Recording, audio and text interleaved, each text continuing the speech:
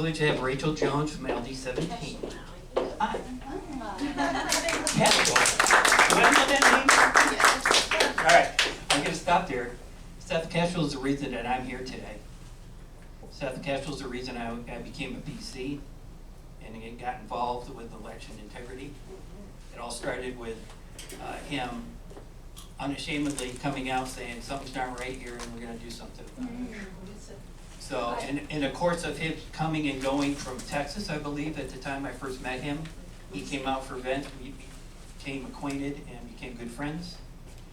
And little side note was he fell in love with a certain representative from LD 17. And they're married, they live in Vail. Keep your politics close. Anyway, it's my pleasure to introduce Rachael Jones and Keshel. Yeah. Forget the Jones. Rachael Keshel. It's okay. I go by both these days. Thank you so much for having me. I know there are some faces here who have been by my side from probably the very beginning. So I know some of you have heard me speak, and who has not heard me speak? Okay, so most of you have. I've been out here quite a few times. So you know my style is I like to tell you how the sausage is made at the Capitol. So today will be no different. And I personally think politicians talk too much.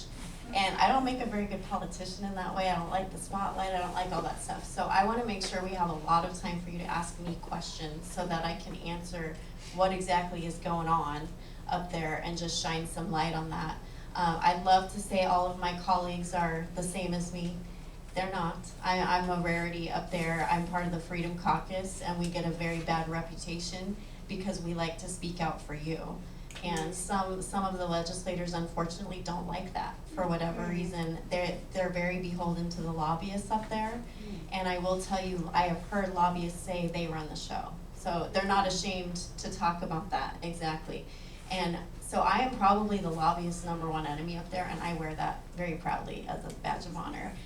They don't like me very much. They don't give me campaign donations, and honestly, that's what a lot of these legislators have sold out for, is mere campaign donations. It's a lot easier to have your campaign funded when they just hand you big checks than to have to actually go and rely on the people. But every campaign I've run, you all have gotten me to the finish line. Barely sometimes, but that's okay, that's enough. So I am at this point running again. God could change that quickly. he tells me what I'm doing or what I'm not doing. At this point in time, the biggest reason that I'm running, well, let me go back to, for those of you who have not met me. When I decided to run for office, I did not want to be a politician. That was not on my bingo card, so to speak. That was not a desire of mine, but I have 5 children. I have 3 adult children, 18, 19, and 20. And I have 2, 12, and 10. And 3 of my kiddos are adopted. And so when 2020 happened, who thinks that was a free and fair election? The best we've ever seen. No. Correct. And I was sitting there looking at this in shock that this was my country. And I was seeing an election just being taken from President Trump, honestly, and others. And so I decided I'm going to do something other than yelling at my television, and I'm going to run for office.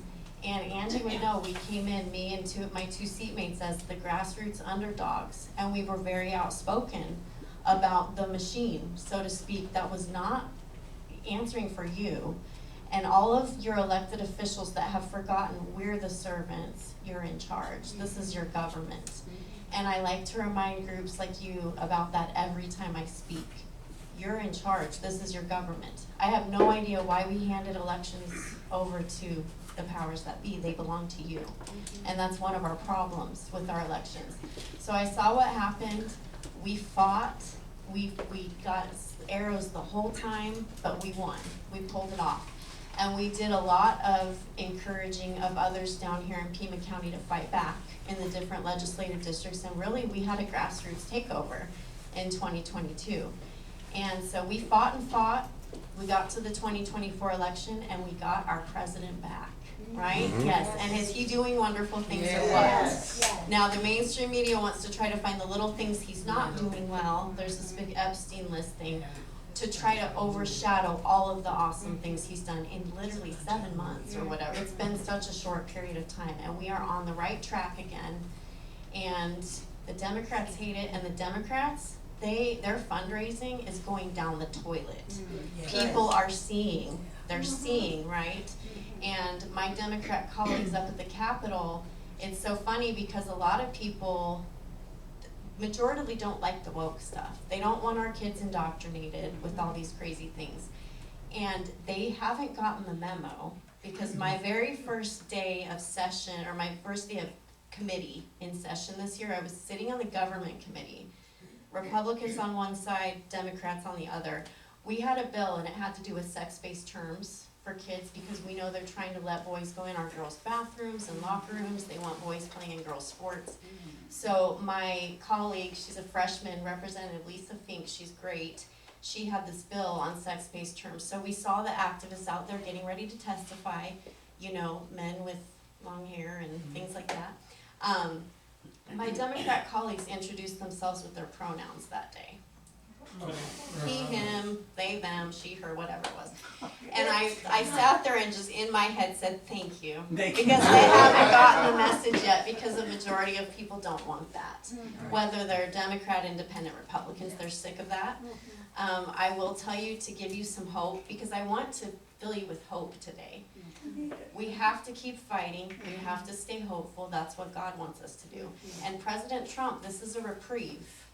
We only have him for less than 4 years, and then what? So that's why we have to keep moving forward and fighting for the right things.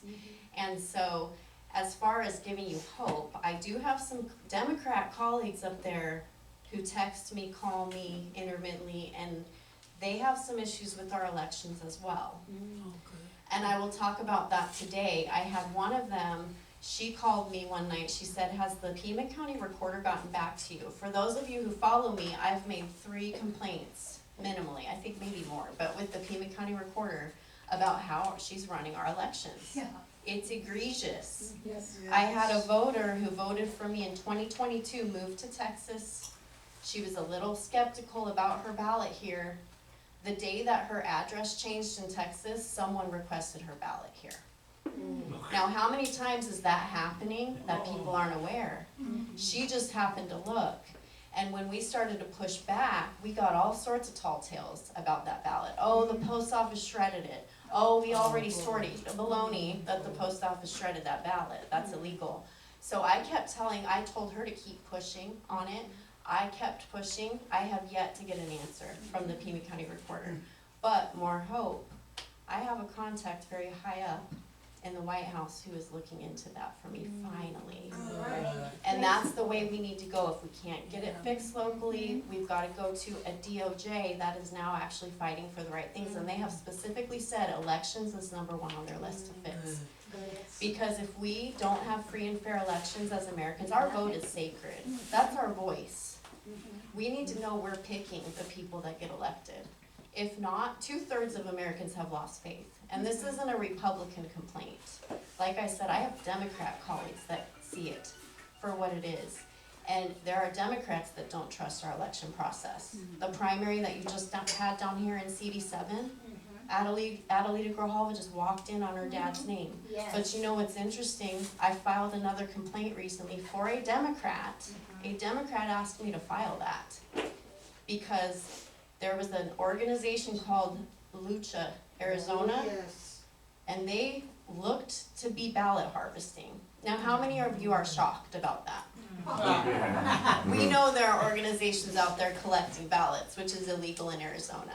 And seemingly in the Grijalva dynasty races, it seems to me that they know exactly where to collect those ballots from, because the numbers are always right in the same margin. 62-63% win for the Grijalva machine, and then down the ballot. So I'm going to keep pushing on that, because we have a general, and Daniel Gutierrez just got in to fight for us.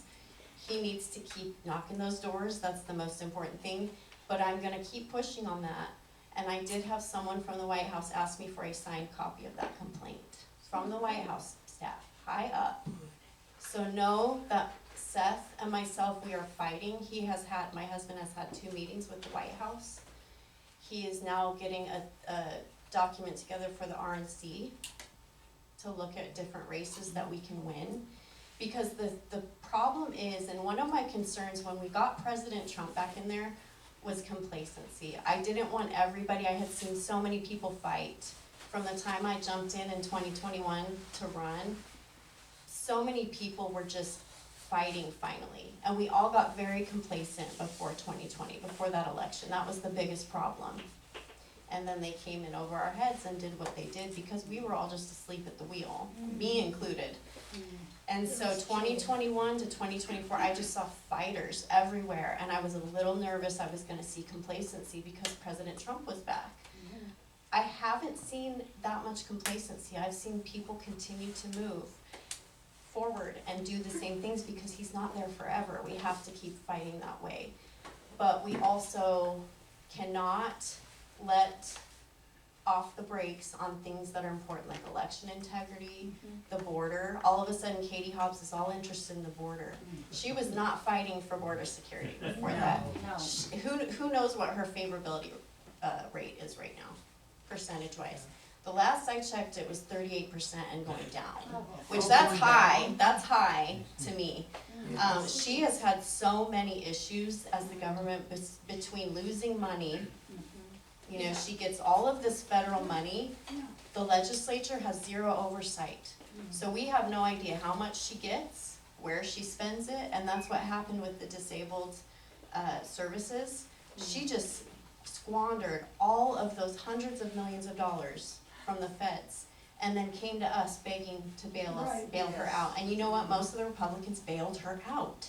I fought tooth and nail to not bail her out.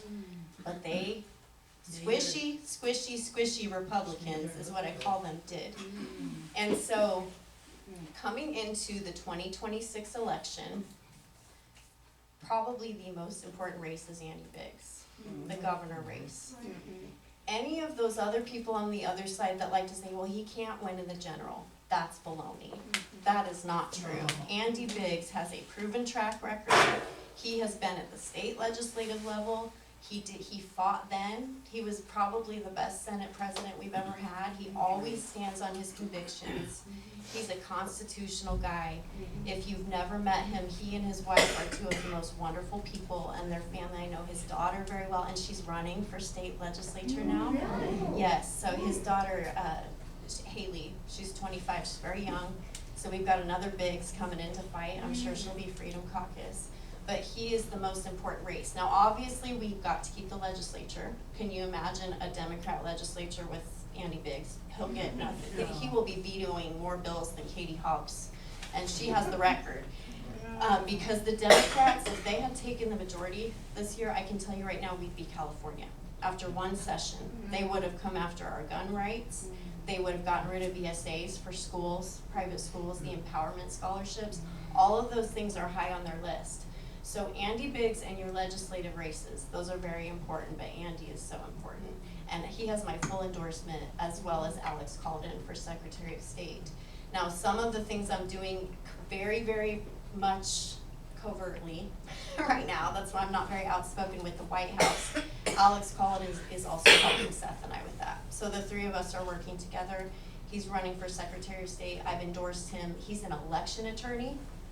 He has beat Adrian Fontes numerous times, suing him. He knows this stuff. Alex Kolodin, don't let anyone tell you if anyone else jumps in that there's a better candidate. There's not. Alex is definitely, he's Freedom Caucus, he's grassroots, and he knows elections like the back of his hand. So you'll get to hear him in September as well. So he's great. And as far as the legislature, that's where I'm gonna open it up to questions. I've always promised to be open, you know, if you want to ask me questions about the budget process this year. We had some wins early on. The speaker was working with the Freedom Caucus. It was going really well, and then we all ended up folding to the governor at the end, who shouldn't even be the governor in my opinion. That should be Carrie Lake. So, and then we have the AG really quickly. We've got to get a better AG in there. The Democrats, one thing that they're better at than us Republicans, we always like to, we're too nice, I think, is the way to put it kindly.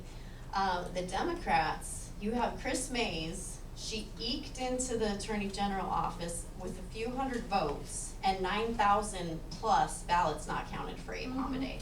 Yeah.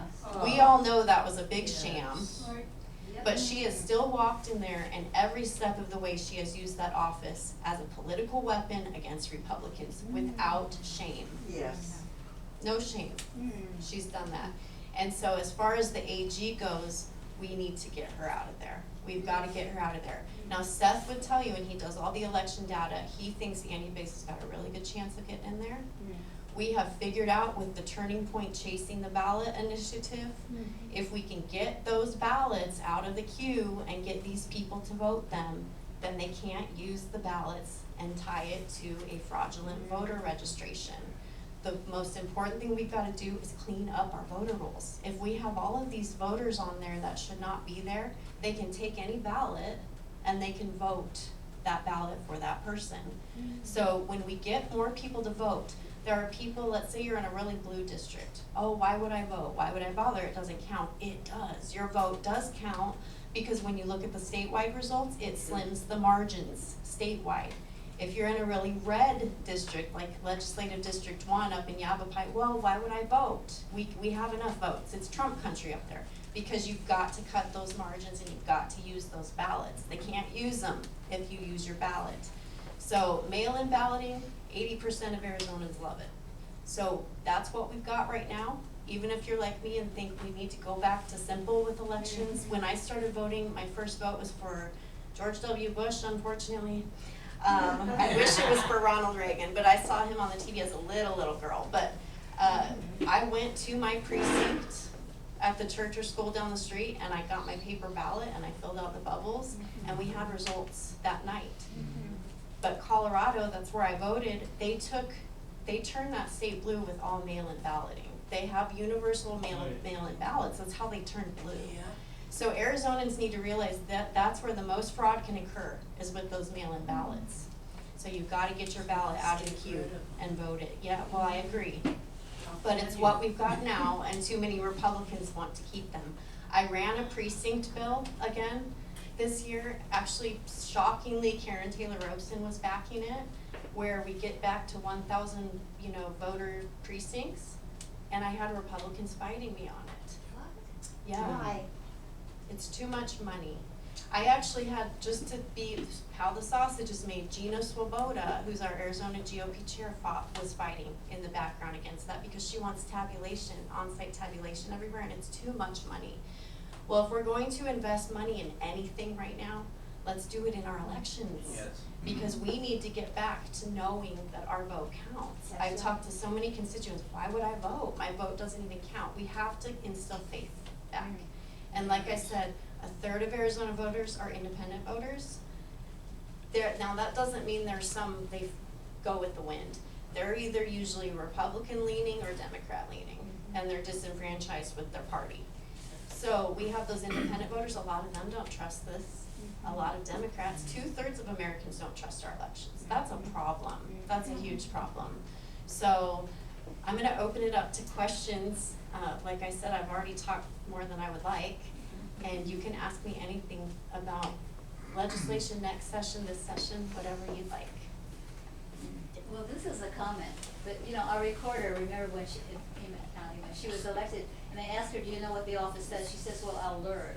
I thought that was classic for her. Yeah. But what they did, what I haven't heard anybody else talk about this, apparently someone in their office could change, when their mail-in ballots were being sent out, or they could change the zip code a digit or two, and then all those bad zip codes came back to the office, and then they saved them to see what they needed to do. And then, oh, by the way, then they changed the computer back to be correct. Oh yeah, they're doing all sorts of things. Now this is purely my opinion. I think that statewide in Arizona, some of your smaller county recorders, if there's any malfeasance going on, it's going on somewhere else in the process. But your Maricopa and Pima County, your two biggest, did you know those are like 70-some% of our votes statewide, right there? We need to break Maricopa County up. It is too big. Republicans fight that. We've tried. I just had someone ask me to break the whole state up into multiple counties. I said, I'm never gonna get Republican support. the money. They always say, but then we'd need a county building and we'd need this and it's too much money. I'm sorry, but Maricopa is way too big. Now, we do have a better recorder in Maricopa now, Justin Heap, and I'm telling you, we took out Stephen Richer, that little punk, sorry, he is, and he is no Republican. He was part of the problem, just like Gabby in Pima County. When Corey, my former seatmate, McGar, and I started going after so Gab, good. he was so wonderful. I can't get him back. I know. He's now just like, thank goodness. No. It's because it's difficult. That's the problem. You get people in there that are actually trying to do the right thing. It's very wearing. It wears on you. We're in a spiritual battle. Yes. Ultimately, and I always joke that I thought my 5 kids gave me gray hair, and then I went into politics, and it was like they had nothing on politics. So, I mean, it's a very toxic environment, and you're constantly battling. And like the budget this year, I felt like, what am I even doing this for? Because I voted no on the budget because it gave Katie Hobbs a majority of what she wanted. I mean, we completely bent to her on almost everything, and then certain people try to gaslight you and say, oh, it was a great conservative budget. Baloney. It was not. It wasn't at all. And I was, right after we got through the budget negotiations, I said, oh man, I don't even want to run again, because you feel like you're just beating your head on the wall sometimes, but it's kind of like when you've had a baby, women in here, and right after labor, you're like, never again, and so I'm giving it time. I won't make a decision now, but that's kind of what it reminded me of, was I am never doing this again. So I do for sure have one more session to keep fighting the good fight, and more than anything, I hope I give the constituents hope that there are people fighting for what's right, fighting for the Constitution. Very simple, when I vote on any piece of legislation, I read it first. Not everyone's reading every bill. And I make sure it's constitutional, proper role of government, and good policy. That's all. Those are the 3 things I gauge it on. And so, but yeah, Gabby, I think she's in on it. When we started putting pressure on her, she started going on Twitter, X, whatever you want to call it, talking about, I'm not going to jail. And I'm like, nobody mentioned jail. But the White House, though, if you noticed, did you all hear about Orange County, where they went to the county, whatever they call their county person, I don't know if it's recorder or election commissioner or something. One ballot that someone turned in, it was an illegal, that they were honest, and they said that I can't vote, but I got a ballot, has opened up an investigation. Good. So the White House is looking for small, low-hanging fruit. And so Seth and I, our mission right now, you're very privy to very confidential information. We have been told, look for those low-hanging fruits in the county and go, and that can kick off, that will open the door, hopefully, to someone like Gabby. I just call her Gabby, and with some of this malfeasance, because all I asked her was, are you following the law? She couldn't even come back with an answer for that, because they're not. I think I got an email or something indicating, I think the DOJ is suing our AG right now for elections. I think. Okay, I'm not sure about that, but so I know Alex is helping to work on certain things with the statewide people. That's kind of what his role is right now, so we'll see. I got kind of a snarky comment. That's okay. When are the politicians gonna be required to wear a vest just like NASCAR, that tells who their sponsors and the lobbyists? I like that. See, I've actually had that thought. We need them to, Yeah. because a lot of them, one of the most egregious things I saw this last session, there was a company called Axon. Did you hear about that? You probably didn't, because it was further up in Scottsdale. I heard about it. This company, Axon, it was probably the mother of all carve-out special interest bills I've ever seen in the legislature. I was disgusted by it. But this company, Axon, there was a petition circled in Scottsdale. Axon basically wanted to change zoning so that they could build apartments for their corporation, for their employees. And a petition circled, I think it had over 25,000 Scottsdale resident signatures on it saying, no, we do not want this built, we don't want this here, we don't want you to change your zoning. When they didn't get what they wanted, they came to the legislature, a few certain members, and they started asking for a bill to be run so that their zoning could be changed so they could build those apartments. Now, every single Scottsdale rep was a no on that. They shouted from the rooftops, even Matt Gress, Representative Gress, who's not necessarily known for being on the right-wing conservative side of things, was saying, what are you doing? My constituents don't want this. They've made it clear. Every Scottsdale resident voted no. The company was promising campaign donations. They were promising retaliation against legislators that would not vote for it. They were in the Capitol lobby one day in a screaming match, the CEO with Joe Chaplick. He's a Scottsdale rep, he's Freedom Caucus, cussing at him. Many people saw it, telling him he was done, his political career was done. And he stayed strong and he fought that. That bill passed and was signed by the governor. We always talk about as Republicans local control, how important it is, small government, all those things.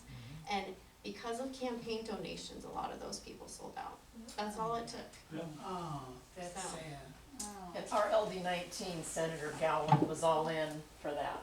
He voted for that. I'm not surprised. Well, his NASCAR jacket would probably be pretty cool. But, yeah, so I, go ahead. So I'm just curious, I hear politicians on TV, and I heard you men say it, you know, Trump is only in office for a short period of time, you know, so why isn't anybody in our party pushing Vance? I don't know. I mean, is there, to me, he's our, you know, he could be in there 4 years. Well, if JD Vance, he could be an 8. If JD Vance is Right. not the front runner, something went very wrong in the Trump administration, right? And Trump could be So- vice president for 8 years. Yes, Oh, he exactly, could? so we should be, if not, that's something you all can do, is push for him, he's great. I wasn't Yes. sure about Vance at first, but I've been Oh, very he's pleased great. with him. And we do, Republicans need to stop being on defense so much, and we Right. gotta start being more offensive. Yes. Republicans are Yes. terrible about Yeah. being on Yeah. offense. We just get so complacent, we're always defending, we've gotta be more out front. I think Johnson's getting better, Speaker Yeah, Johnson. I think he's so. getting, I think so. Every once in a while, President Trump comes out and, you know, he does comes out and says how great McConnell or Lindsey Graham is. I'm like, I don't know what the deal is with that. But I think most of the people know. When you see the responses to stuff like that, most of us are very aware and have our eyes wide open. And so because you here in this room, you're obviously involved. You're sitting here on a Thursday morning. We have to make sure, when I say keep the pedal to the metal, that we're going out. You're the ones that have all the knowledge to share with your neighbors, your family, your friends, the people that aren't involved. You're probably the ones they call when it's election time and they need to know, who do I vote for? And so just stay involved, keep spreading the word, keep trying to get people involved. I think some people don't know how to get involved. So even just knowing this is the start, coming and being part of these awesome grassroots organizations. Don't give your money to the RNC, give it specifically to organizations like this. Candidates that you can fully trust. We need your money, especially grassroots, because we don't get the lobbyists' money. But give your money directly to those organizations. We were just out in Pennsylvania with an awesome organization. It's Christian-based, Shield of Truth, I think is what it's called. Those are the types of organizations, they have your values and they're doing what you believe. They're involved as far as getting voter rolls cleaned up in Pennsylvania. They're doing a lot of things that the big Democrat machine can't stop. I mean, if we push, we should be doing that in Arizona. Our voter rolls, especially in Pima County, they're terrible. They are so bad. Now Trump has said, y'all need to clean your voter rolls. So that's one thing he did that's gonna be very helpful at the local level. And he's also pushing for federal only elections to be on paper, with ID, all those things. That's gonna trickle down, in my opinion, to the other elections, because they can't have one system for federal and one Right. system for the other. They're gonna have to put it all together. But we have to get people like our recorder out of there. I mean, Adrian Fontes was there before that. He was poor. I just posted about how there was supposedly a cyber attack on our election Yes. system recently. What is he doing? They're allowing some of it because they want to keep the elections where they can control who gets put into positions of power. They're controlling that. That is not American. We have to keep fighting for elections, that's number one, and then everything else kind of falls into place. Is there any way to get Judicial Watch to come here and clean them up? Cause they've cleaned up quite a few days. That's a good thought. I don't know, organizations like this can definitely get in touch with Judicial Watch and places like that. I know that we've tried to get in touch with Hermit, Dylan, and RNC, and we've had no luck with that as far as our Pima County, but now we've got more contacts, so that's good. That's why we're gonna keep pushing there. And, so just know there are people fighting in the background for this who have not relented on, we have not at all gotten complacent. If anything, I have become more dug in, seeing with my own eyes what's going on at the Phoenix Capitol. I don't know why so many of my colleagues, I do think it's just, a lot of it is they get told to do the status quo. It's not that they're corrupt or they're not, it's weakness, and it's a lot easier to just go along. You go along to get along. You're always told, oh, you're being too, shh. I get told shh a lot. Tone it down, and I said, nope, I'm not toning anything down. So, because it's easier to run the lobbyist bills and go eat the free lunches down there at the Capitol, and it's easier to be that kind of legislator. That's why, you get out of there, and that's where Corey, I don't think we're gonna get him back, cause he's like, I don't miss it, because it's hard, it's very hard, but I don't like to whine a lot. I'm here, God will keep me here as long as he wants me to be here, so that's where I look to for all this, because otherwise, no way, it would be terrible. I'm just thinking of Carrie Lake. She didn't get governor or senator, but she's in the perfect place. Yeah. Perfect He for he used all of that to put her where he has her. Yeah. And that's Abe too, Abe Hominy, but it's a travesty because we look at Chris Mays and it's like, she's just awful, and she stole that seat. That is the truth. And that's the same with Katie Hobbs. Every ridiculous thing that comes out, it's like, that you're not even supposed to be sitting in that seat. There were as bad as Biden. There were machines going down in 22 in the Republican Maricopa County voting centers, black bags full of ballots that nobody could explain where those went. We have outsourced our elections to Runbeck, that's not constitutional. No. So many things that we're doing with our elections aren't even constitutional. The drop boxes, and we have fought that, but Republicans fight us. Now, are they corrupt? Maybe. I don't know. There's some of that for sure. I've seen some of that, but some of it's just, you just go along to get along. That's what a lot of the problem is. So you mentioned Runback, and there was no chain of custody as far as I'm concerned. No. Weren't there some bills to turn that around this session? So Alex Kolodin, once again, he was the one that headed the kind of making sure that Runbeck had some accountability. They're just defying him at this point in time. This is the problem, is there's never any consequences. It's our judiciary is probably the worst branch in Arizona. So you try to do the right thing and go to take your case before a judge, and then the judge is like, no. And I've learned that so much at this session. I've somehow, Alex Kolodin, and God, I got family court dropped in my lap. What's going on in our family court system in Arizona is criminal. And the kids are suffering the most. The kids in these families, they're taking kids, some of these judges, they're putting them with the abusive parent. There's evidence of abuse, and they still keep putting them there. And so I started coming out against some of these judges, and my old house almost got burnt down. There's corruption here big time when you talk about judiciary. Wow. But God's promised me protection, so I don't scare very easily. They didn't realize who they were messing with, because they've pulled other things. But I realized at that point, it's the whole judiciary that's like that here. It's bad. It's very corrupt. And I've got some things up my sleeve for some of these judges next session. That's kind of my goal. But yeah, so there are so many fights to fight. but we must. We have to you have to be encouraging your elected officials. Some of them, if you just harass them a little bit, maybe don't use that word, hassle bug. Don't harass them. They don't, politicians love to be patted on the back. Oh, you're so wonderful, you're the best. They love the praise and all that, but the minute you start holding their feet to the fire and you just really just keep hitting them. I have seen assistants in tears because the people kept calling and calling and calling and calling, and the assistant's so overwhelmed, and I've seen it change votes. I've seen that happen. You need to realize you do have a lot of power. You do. And a phone call or hundreds of phone calls, it works on these guys. So if you have something you want dealt with, just inundate them with calls.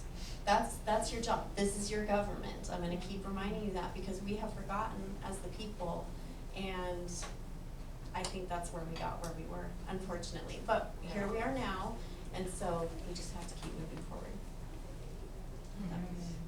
Any other questions? You gotta have something for me. But yeah.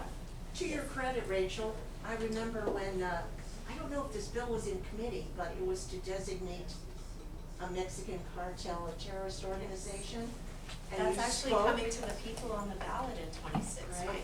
You Yep. spoke on that and you changed 2 Democrat votes. I did, in committee, Yeah. I I loved changed, I changed their votes. Congratulations. But then they voted the other way on the Did they? But that's the thing about Democrats. So Republicans, one of our biggest vices is we are independent thinkers, so we fight like cats and dogs. But we have our own thought. Sometimes it causes some problems within the party. Democrats are in lockstep. I have had Democrats come up to me on the floor and say, I would love to vote yes on your bill, but I can't. I can't. So that's where you see Republicans all different, different opinions. But Democrats, they go in lockstep, and in some ways that strengthens them, unfortunately, where we are always fighting about silly things. I do think we need to stop doing that, come together better. We are not gonna agree on everything, we're just not. The 2-party system, I think George Washington way back in the day said that it's not gonna work. And it's not, it's been okay, but I don't know that it's the answer. Looking at how things are, but the answer is not Canada, where you get Trudeau in there and he has 20-some% of the vote. That's not the majority, so I don't know what the fix is. I have my 20-year-old son, I had lunch with he and his friends one day, and they were asking me, how is it? Well, it's terrible. But they said, well, how do we fix it? Because there's the more hope. The younger generation, especially males, they are sick of the progressive woke garbage, and they are coming very strongly to our side on this stuff. Actually, Hispanic males this last election were even more conservative and voted for Trump in higher numbers than white males, the young white males. So there's a generation rising up because the left went too far. That's the good news, because it's just cuckoo when you look at some of this stuff. But I told them I don't know how to fix it. I don't know, other than we've got to not fix our elections. I hate using that word, just correct our elections, because they're already being fixed to a certain point. But we have to correct our elections, and then we have to get people in there that are going to be for us. And then when they start going to the special interest side, I've seen freshmen that came in my first term in my class, it did not take long for them to get bought and pulled in by the special interest. Like I said, it's easier. It's easier to not cause problems, not be a rabble-rouser, because you always get guff for that, but that's what I feel I'm called to do here. In a nice civil way, but that's what I've been told. My gift is saying truth to people in the sweetest way possible, where they don't know what to do with that, but I'm very honest with them as well. So we just have to get those elections where we can trust again, and then we have to get people in there that are going to fight for us, and if they don't, get them out of there and get someone else. But we have to have people that are willing to get in the fight and run for those positions, and a lot of people, they just don't want to do it. They don't want to go through some of politics, it's, you always get told it's a blood sport. Does it have to be though? Probably not. Well, my opinion is, all you have to do is listen to your constituents. Yeah. If they say yes, you say yes. Mhm. So the Democrats must not listen No. to their constituents. They listen to whoever tells them one way. That isn't right. No, it's a big machine. That's not by we the people. No. Our education system is why we're where we're at. Yes. Yeah. you know. Yeah. Yeah, well, and President Trump, he caused a big, I don't know, they were in a panic, the Democrats, because the Department of Education, he Yes. said, no, this is a state issue. Well, you know what, he's right. Yeah. It is, the fact that under Jimmy Carter, that became this big federal thing, is America better off? Nope. No, it's worse, it's worse off. So going to the state level is good, and that's why, once again, if we get Andy Biggs in there as governor, you are gonna ensure that empowerment scholarships are protected, that we're not doing this indoctrination garbage in our schools. Tom Horn is in there, superintendent, obviously, he's been better than Hoffman. But I will tell you, Kimberly Yee would be even better, she's primarying him. I think that he's done a little bit too much acquiescing to Hobbs and some of her people, and people wanna say you need to compromise, I'm sorry, but compromising got us here. Compromising got us here, and the Democrats run all over us. They go all in, they don't wanna compromise, but why are we doing that, and we're completely giving our country to the communists, basically. Yes, yes. I mean, that's what it Don't is, compromise at all. yeah. Because we don't know how to fight dirty. How much do you think Kimberly Yee would buck the system, seeing as how she was the only Republican that was elected in this group, and for whatever reason? I mean, how really tough is she?